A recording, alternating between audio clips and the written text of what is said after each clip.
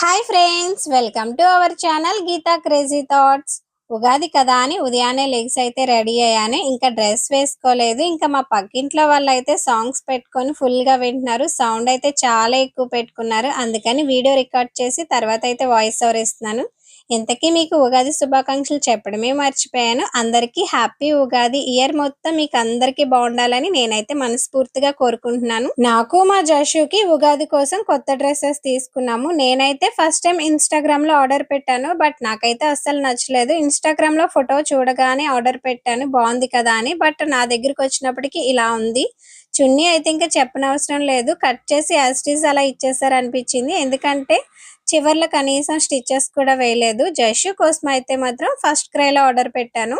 నేను ఫస్ట్ క్రైలో కొన్ని డ్రెస్సెస్ చూపిస్తే అందులో ఇది సెలెక్ట్ చేసుకున్నాడు. వాడే డ్రెస్ వాడే సెలెక్ట్ చేసుకున్నాడు కదా అని కొంచెం కాస్ట్ ఎక్కువైనా సరే కొన్నాను. జషుకి అయితే ఫీవర్ గా ఉంది, ఇంకా లెగలేదు. అందరూ లెగిసారు కానీ వీడు మాత్రం ఇంకా లెగలేదు. ఒకవేళ ఫీవర్ తగ్గి లెగిస్తే కనుక డ్రెస్ వేస్తాను, లేదంటే నెక్స్ట్ ఫెస్టివల్ దేనికైనా సరే ఇది వెయ్యాలి. కొత్త డ్రెస్ వేసుకుందామని తీసాను కానీ ఇంకా జషుతో పాటు వేసుకుందాంలే అని చెప్పి ఇంకా శారీ కట్టుకున్నాను. అయినా పండక్కి శారీ కట్టుకుంటేనే బాగుంటుంది కదా. ఈ శారీ ఆల్రెడీ ఒకసారి కట్టుకున్నాను, మళ్ళీ ఇది సెకండ్ టైం కట్టుకుంటున్నాను. కొత్త సంవత్సరం అంటే అందరూ కూడా న్యూ ఇయర్ ఎక్కువగా చేసుకుంటారు కానీ మనకైతే ఉగాదే కదా కొత్త సంవత్సరం. అందుకని చెప్పి మేమైతే ఉగాదిని చాలా బాగా సెలబ్రేట్ చేసుకుంటాం. నేనైతే ముందు రోజే ఈ పువ్వులన్నీ కూడా గుచ్చేసి రెడీగా పెట్టుకున్నాను మార్నింగ్ పెడదామని. రెడీ అయిన తర్వాత ఫస్ట్ మామిడి తోరణాలు కట్టి తర్వాత పువ్వులు కట్టాను. ఇంకా నేను తెచ్చిన పువ్వులు ఒక గుమ్మానికే కంప్లీట్ గా వచ్చాయి, రెండో గుమ్మానికి అయితే ఆఫే వచ్చాయి. మా అమ్మ అయితే ఉదయాన్నే లెగిసి మా అమ్మకు వచ్చిన ముగ్గులన్నీ కూడా గుమ్మం దగ్గర మంచిగా పెట్టేసింది. ఇంకా తులసమ్మ దగ్గర గడపలకి రెండిట్లకి కూడా పసుపు రాసి బొట్లు పెట్టింది. మేము లెగిసేసరికి అయితే ఇవన్నీ చేసేసింది. ఇంకా నేను లెగిసిన తర్వాత ఫస్ట్ రెడీ అయిపోయాను. తర్వాత మామిడి తోరణాలు కట్టి పువ్వులు పెట్టాను. తర్వాత దేవుడి దగ్గర కూడా మామిడి తోరణాలు పెట్టి ఇంకా దేవుడి ఫోటోలు అన్నింటినీ కూడా తుడిచేసి బొట్లు పెట్టుకున్నాను. అంటే మనం రెడీ అయిన తర్వాత దేవుడి దగ్గర ఇవన్నీ కూడా క్లీన్ చేయాలి కదా, అందుకని ఫస్ట్ నేను రెడీ అయిపోయాను. యాక్చువల్లీ ఇవన్నీ కూడా ముందు రోజే చేసి పెట్టేసుకోవాలి అనుకున్నాను. బట్ మా జషుకి అయితే ఫీవర్ రావడం వల్ల ఇంకా నేనైతే ఇంకే పని చేయలేదు. మా జషుకి ఏదైనా పండగ ఉన్నా ఇంకా లేదా ఎక్కడికైనా వెళ్ళినా సరే ఇంకా ఫీవర్ అయితే వస్తుంది. ఇంకా మేమైతే అప్పుడు ఎంజాయ్ చేయడానికి ఉండదు. ఈ రోజు కూడా అంతే. ఉగాది కదా, ఇంట్లో పూజ అయిపోయిన తర్వాత టిఫిన్స్ చేసి బయటికి వెళ్దామని ప్లాన్ చేసుకున్నాము. తీరా చూస్తే జషుకి ఫీవర్ వచ్చింది. దేవుడి ఫొటోస్ అన్నిటికీ కూడా బొట్లు పెట్టి ఇంకా మొత్తం అంతా క్లీన్ చేసుకొని పువ్వులు కూడా పెట్టేశాను. ఇంకా మామిడి తోరణాలు కూడా కట్టాను. దేవుడి దగ్గర ఇలా మామిడి తోరణాలు కడితే బాగుంటుంది కదా. ఫైనల్ గా నేనైతే ఇలా రెడీ చేశాను. దేవుడి దగ్గర మొత్తం రెడీ చేసిన తర్వాత ఉగాది పచ్చడి చేస్తున్నాను. ఒక్కొక్కరు ఒక్కో విధంగా ఉగాది పచ్చడి చేస్తారు. నేను ఎలా చేస్తానో ఈ వీడియోలో చూడండి. మేమైతే ఉగాది పచ్చడిలో అరటి పండుని వాడతారు కదా, దాని ప్లేస్ లో అయితే మేము దీన్ని వాడతాము. దీన్ని అయితే మేము బొంత అరటికాయ అంటాము. మీరేమంటారో కింద కామెంట్స్ లో చెప్పండి. బొంత అరటికాయ అంటే మనం కర్రీస్ లోను బజ్జీస్ లోను వేస్తాం కదా, దాన్ని ముగ్గబెట్టిన తర్వాత వాడతాము. నేనైతే ఈ అరటికాయని ఇలా చిన్న చిన్న ముక్కల కింద కట్ చేస్తున్నాను కానీ మా అమ్మ అయితే మొత్తం అంతా స్మాష్ చేసేస్తుంది. మామిడికాయ అయితే తురిమేసుకున్నాను, ఇంకా కొబ్బరికాయ అయితే కోరేసుకున్నాను. ఇంకా వేప పువ్వు అయితే మాత్రం ఈ విధంగా శుభ్రంగా కడిగేసుకొని పక్కన పెట్టుకున్నాను. మేమైతే వేప పువ్వుని చాలా ఎక్కువే వాడతాము, అంటే ఉగాది పచ్చడి అంటేనే వేప పువ్వు కదా. ఇంకా బెల్లం అయితే మిక్సీ పట్టి పౌడర్ కింద చేసుకున్నాను. ఉగాది పచ్చడిని ఒక్కొక్కరు ఒక్కో విధంగా చేసుకుంటారు. ఎక్కువ మంది అయితే వాటర్ ఎక్కువ వేసి అందులో ఇంకా మామిడికాయ కొబ్బరికాయ బెల్లం ఇవన్నీ కూడా కలిపేసి పచ్చి పులుసులా చేసుకుంటారు. నాకైతే అది నచ్చదు. మా అమ్మ అయితే మాకు ఇలానే నేర్పింది, ఇంకా మాకు కూడా ఇలానే నచ్చుతుంది.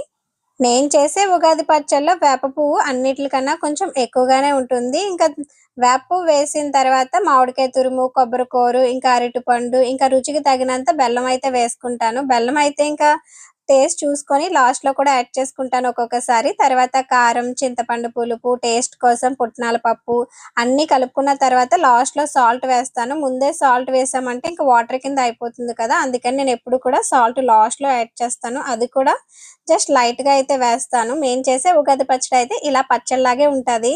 ఉగాది పచ్చడి రెడీ అయిపోయింది కదా, దీన్ని అయితే నేను దేవుడి కోసం సెపరేట్ గా తీసుకుంటున్నాను. ఇక దేవుడి దగ్గర పెట్టింది అయితే ఇంకా మా ఫ్యామిలీ మెంబర్స్ మాత్రమే తింటాం. ముందే దేవుడి దగ్గర అన్ని రెడీ చేసుకున్న తర్వాత ప్రసాదం చేశాను కాబట్టి ఇంకా ప్రసాదం తెచ్చి ఇంకా వెంటనే దండం పెట్టేసుకున్నాను. మా హస్బెండ్ ఊరెళ్ళారు కాబట్టి నేను పూజ చేస్తున్నాను కానీ అదే తను ఉంటే కనుక తనే పూజ చేస్తారు. తను పూజ చేస్తే మంత్రాలు చాలా గట్టిగా చదువుతారు, ఇల్లంతా వినపడుతుంది. అదే నేను పూజ చేస్తే మంత్రాలు నాకు తప్ప ఇంకెవ్వరికి వినపడవు. ఇలా సైలెంట్ గా పూజ జరిగిపోతుంది. మా అమ్మ అయితే పిండి వంటలు వండడంలో బిజీగా ఉంది. మా అన్నయ్య ఏమో మా అమ్మ చెప్పినవన్నీ తేడంలో బిజీగా ఉన్నాడు. ఇంకా మిగిలింది నేనే కాబట్టి ఇంకా నేను పూజ చేసుకున్నాను. అదే మా జస్సు ఉంటే మా జస్సు కూడా వచ్చి పూజ చేసేవాడు. బట్ వాడికి ఫీవర్ కదా ఇంకా లెగలేదు, ఇంకా పడుకునే ఉన్నాడు. ఉగాది పండుగ రోజు ఉగాది పచ్చడి తింటే గాని ఏం తినకూడదు కదా, అందుకని ముందు ఉగాది పచ్చడి చేసేసి దేవుడి దగ్గర పెట్టి ఇంకా ప్రసాదం అయితే తినేసాము. ఇంకా మిగతా పిండి వంటలు అన్ని కూడా రెడీ అయిన తర్వాత వాటిని కూడా మళ్ళీ దేవుడి దగ్గర పెడతాము. నేను చాలా సార్లు ట్రై చేశాను కానీ మా అమ్మలాగా మాత్రం బూర్లు నాకు రావు. అంటే మా అమ్మ చాలా పెద్దగా వేస్తది బూర్లు, నాకైతే అంత పెద్దగా రాదు, చాలా చిన్నగా వస్తది. నేను చేసే 3 బూర్ల సైజు మా అమ్మకి ఒక్కటి మాట. అంటే నేను చేసే 3 బూర్లని కలిపితే మా అమ్మకి ఒక్క బూరు కింద వస్తది. ఇలా మాత్రం అస్సలు రాదు నాకు. గారెలు కూడా అంతే చాలా పెద్దగా వేస్తది. ఇంకా మేము చేసిన ప్రసాదాలు అయితే గారెలు, బూర్లు, పునుకులు, పులిహారి, ఇంకా దేవుడి దగ్గర అయితే కొన్ని ఫ్రూట్స్ కూడా పెట్టాను. ప్రసాదాలన్నీ పెట్టిన తర్వాత మా అన్నయ్య వచ్చి మళ్ళీ పూజ చేసుకున్నాడు. నేను పూజ చేసిన తర్వాత కొంచెం ప్రసాదం అయితే తినేసి ఇంకా పాలు తాగేసాను. ఇంకా నేను పాలు తాగాను కదా, ఇంకా చాలా సేపు అయితే నాకు ఆకలేదు. మా అన్నయ్య కూడా పూజ చేసేసుకున్న తర్వాత ఇంకా ప్రసాదం మొత్తం ఇలా తీసేసుకొని గిన్నెలో వేసుకొని తింటున్నాం. ఆల్రెడీ మా అన్నయ్యకి వేసి ఇచ్చేసాను, ఇంకా నేను వేసుకుంటున్నాను. అందరికీ ఉగాది పచ్చడి అంటే చేదుగా ఉంటుందని నచ్చదు. బట్ మా ఇంట్లో అయితే ఉగాది పచ్చడి చాలా ఇష్టం. మా అన్నయ్యకి నాకు అయితే చిన్నప్పటి నుంచి కూడా మేము ఉగాది పచ్చడి ఇలా ఎక్కువగానే తింటాం. ఒకేసారి పూజ అయిపోయిన తర్వాత ఇలా గిన్నెలో వేసుకొని అయితే తింటాం. టేస్ట్ అయితే మాత్రం చాలా బాగుంటుంది. అంటే వేప పువ్వు ఎక్కువ వేసాను కదా అని చేదుగా ఉంటుంది అని అస్సలు అనుకోవద్దు. దీన్ని అయితే వెంటనే తింటే చాలా బాగుంటుంది. ఒక 2-3 అవర్స్ తర్వాత తింటే మాత్రం లైట్ గా చేదుగా ఉంటుంది. చేదుగా అన్నాను కదా అని ఎక్కువగా ఏం కాదు, జస్ట్ లైట్ గా చిరు చేదుగా అనిపిస్తుంది. బట్ టేస్ట్ మాత్రం చాలా బాగుంటుంది. ఒకవేళ వెంటనే తినలేదు అంటే మాత్రం కంపల్సరీ బెల్లం కొంచెం కలుపుకొని మరీ తింటాం. బట్ టేస్ట్ మాత్రం సూపర్ ఉంటుంది మా ఉగాది పచ్చడి. మార్నింగ్ మొత్తం ఇంక ఇంట్లోనే సరిపోయింది. ఇంకా బయటకి ఎక్కడికి వెళ్ళలేదు. అయినా జస్సుకి ఫీవర్ కదా, ఇంకా మేము కూడా బయటకి ఎక్కడికి వెళ్ళలేదు. జస్సుకి అయితే ఫీవర్ కొంచెం లైట్ గా తగ్గింది కదా, ఇంకా టెంపుల్ కి వెళ్ళాలి అనుకున్నాను కదా అని ఇంకా జస్సుని తీసుకొని సత్యం తల్లి టెంపుల్ కి వచ్చాను. ఇంకా ఈ టెంపుల్ అయితే అమ్మమ్మ వాళ్ళే చూసుకుంటారు మొత్తం అంతా. ఉగాది రోజు అయితే ఈ టెంపుల్ చాలా రష్ గా ఉంటుంది, చాలా మంది జనం ఉంటారు. ఎందుకంటే ఇక్కడ ఉగాది రోజు నైవేద్యాలు పెట్టుకుంటారు, కోళ్ళని మేకల్ని మొక్కుకుంటారు అన్నమాట. వాళ్ళందరూ కూడా వచ్చి ఆ రోజే చెల్లించుకుంటారు. ఇక్కడ ప్రతి ఆదివారం మంగళవారం కూడా నైవేద్యాలు పెట్టుకుంటారు కానీ ఉగాది రోజు మాత్రం ఎక్కువ మంది పెట్టుకుంటారు. ఇంకా మేమైతే ఈవినింగ్ టైం వచ్చాం కదా, మా అమ్మమ్మ కరెక్ట్ గా మేము వచ్చేసరికి దీపారాధన చేస్తుంది. ఇంకా అమ్మమ్మతో పాటు మేము కూడా దీపారాధన చేసాం. మార్నింగ్ వచ్చి ఉంటే కనుక ఆ జనంలో జస్ట్ దర్శనం చేసుకొని వెళ్ళిపోయే వాళ్ళం. బట్ ఈవినింగ్ వచ్చామేమో దీపారాధన చేసుకొని మంచి నీట్ గా ప్రశాంతంగా పూజ కూడా చేసుకున్నాను. ఇంకా ఈ అమ్మవారు అయితే తాడి చెట్టు దగ్గర వెలిసారు, అందుకని ఈ అమ్మవారిని సత్తమ్మ తల్లి తాడి అని అంటారు.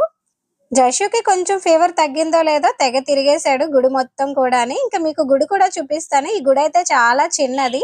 ఉగాది కదా, ఇంకా మా తాతయ్య ఇంకా కడిపిలంక వెళ్లి పువ్వులన్నీ తెచ్చి ఇక్కడ అయితే డెకరేషన్ చేశారు. ఇంకా ఇదంతా కూడా తాతయ్య చూసుకుంటారన్నమాట. ఇంకా అమ్మవారికి కూడా సారీ అమ్మమ్మే కొన్నది. నేను ఆల్రెడీ షార్ట్స్ లో చెప్పాను, మీరు నన్ను రెగ్యులర్ గా ఫాలో అయితే కనుక మీకు తెలుస్తుంది. ముందు రోజు తాతయ్య అమ్మమ్మ కూడా కడిపిలంక వెళ్లి మొత్తం పువ్వులన్నీ తెచ్చి గుచ్చి ఇలా గుడంతా కూడా డెకరేషన్ చేశారు. బాగుంది కదా, చిన్నగా ఉన్నా కూడా అమ్మవారు చాలా బాగున్నారు కదా. ఈ గుడికున్న స్పెషాలిటీ ఏంటంటే మొత్తం అంతా పొలాలే, ఎటు చూసినా పొలాలే కనిపిస్తది. ఒక సైడ్ మొత్తం వరి చేరు ఉంటే మిగతా సైడ్ అంతా కూడా కొబ్బరి తోట ఉంటది. చూసారా ఎంత బాగుందో. ఇక్కడికి వస్తే మాత్రం చాలా టైం స్పెండ్ చేయాలనిపిస్తది, అంత ప్రశాంతంగా ఉంది కదా. గుడి బ్యాక్ సైడ్ లో వరి చేను ఉంది కదా, అటు సైడ్ నుంచి మా ఇంటికి వెళ్ళాలి. ఇంకా అలా వెళ్తుంటే ప్లేస్ బాగుంది కదా, ఫొటోస్ దిగుదాం కదా అని ఆగి మరి కొన్ని ఫొటోస్ దిగాము. ఇంకా మా జైషు అయితే స్టిల్స్ చాలా బాగా ఇచ్చాడు. వాళ్ళ డాడీ ఊరు వెళ్ళారేమో, ఇంకా ప్రతిసారి ఇంకా ఫొటోస్ అడుగుతూనే ఉంటారు. ఏం చేసినా ఫోటో పంపు అని అంటారు. ఇంకా తన కోసం అని చెప్పి జషుకి కొన్ని ఫొటోస్ తీసాను. ఇంకా మా జషు స్టిల్స్ అయితే చాలా బాగా ఇచ్చాడు. నా వీడియో నచ్చితే మాత్రం లైక్ చేయండి. కొత్త వాళ్ళు ఎవరైనా నా వీడియో చూస్తే సబ్స్క్రైబ్ చేసుకొని నన్ను కూడా సపోర్ట్ చేయండి ప్లీజ్.